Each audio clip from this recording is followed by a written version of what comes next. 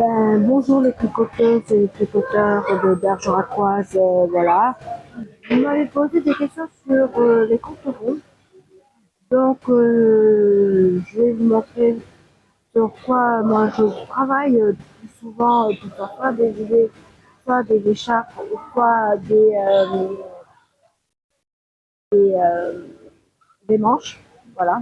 Excusez-moi, ça peut long, je pourrais en expliquer sur Facebook, mon YouTube. Donc voilà, alors voilà, le compte rond c'est ça. Au bout de compte, vous avez le numéro, sans bien affiché. Et au bout de compte, là vous avez comme un genre de tic-tac. Chaque fois que vous montez une maille, ça compte une maille. Voilà. Voilà. Là, vous voyez, ça fait 22, après 23, après 24. Selon que quand on monte les mailles, au bout de compte, ça fait un petit repère. Voilà. Après, ici, celle-là. Après, moi, ceux qui sont beaucoup habitués dans le tricot, euh, au bout de code, nous, on fait ça plutôt des compterons comme ça que nous, on fabrique nous-mêmes. Et au bout de côte, chaque compteron a 10 mailles. Et chaque fois que vous faites une 10 mailles, ça compte une maille. Ça fait 11 mailles.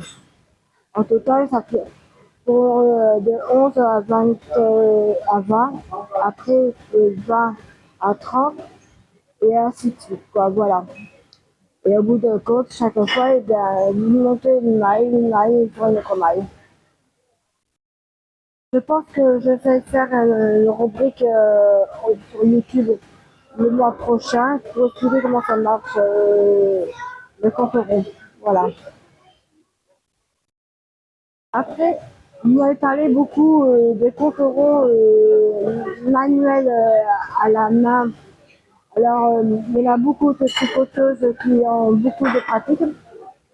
Moi, voilà, moi, c'est ce que je me sers souvent pour quand je fais des grandes choses dans le tricot et au bout de côte, je me sers de ce petit compte rond.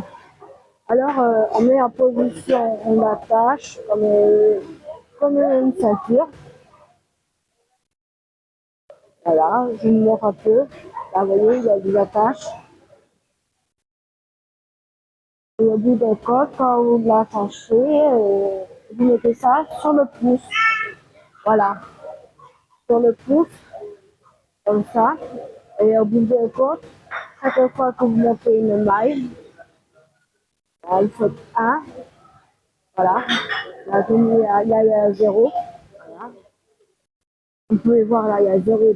Moi, je vous montre et chaque fois, vous montez une maille, deux mailles, trois mailles, quatre mailles, cinq mailles, six mailles, et ainsi de suite. Et quand vous arrivez à la 10e maille, tout simplement, ça fait 20, 21, 22, 23, et ainsi. Voilà. Et ça, c'est en montant les mailles pour avoir des repères pour monter des manchettes, soit un repère de pull, d'écharpe, de contour, surtout pour faire des contourons. Enfin, voilà. Le contour de, par exemple, d'un pull, quoi, voilà. Ça, c'est vraiment pratique voilà. Donc voilà, et j'espère dans mes questions, et il y aura beaucoup de personnes qui vont s'intéresser dans mon site YouTube. Et je vous souhaite une bonne soirée à tout le monde.